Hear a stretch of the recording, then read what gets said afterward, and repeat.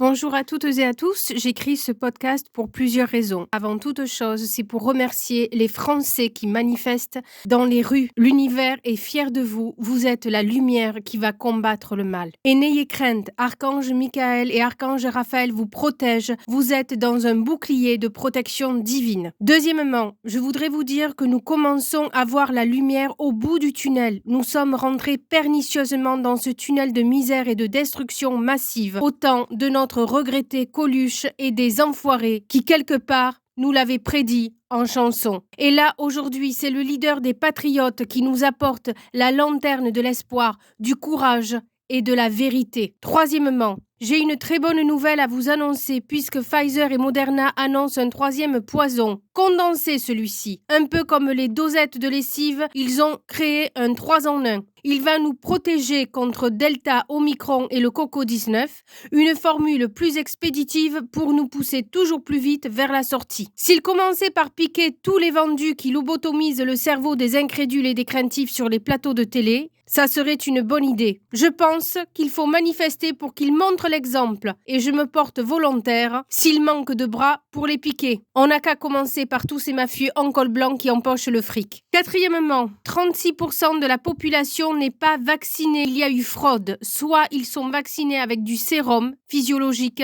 soit avec un placebo. Dans sa magnanimité et sa fourberie habituelle, le roi Soleil a réservé les dosettes pour le peuple. Cinquièmement, cet homme n'appartient pas à l'espèce humaine. Son regard est terrifiant d'horreur. C'est un monstre, déguisé en chérubin, mais il ferait pâlir Staline et Mao de par sa véritable nature. Sixièmement, les amis, je pense qu'il va repasser, mais la bonne nouvelle, c'est qu'il va rentrer dans l'histoire comme la souillon de l'Élysée. France se souviendra de lui comme la vulgaire serpillère qu'il est. Septièmement, une question que se pose la France. Entre Bécassine, Chamallow et Dingo, est-ce que l'Élysée est devenu le dernier refuge à la mode pour les cas pathologiques du docteur Freud? Gardez le cap, ne lâchons rien, la victoire n'en sera que plus fameuse. Réunissons-nous et de grâce, ne gaspillez pas vos papiers lotus, l'histoire s'en chargera. Merci à vous.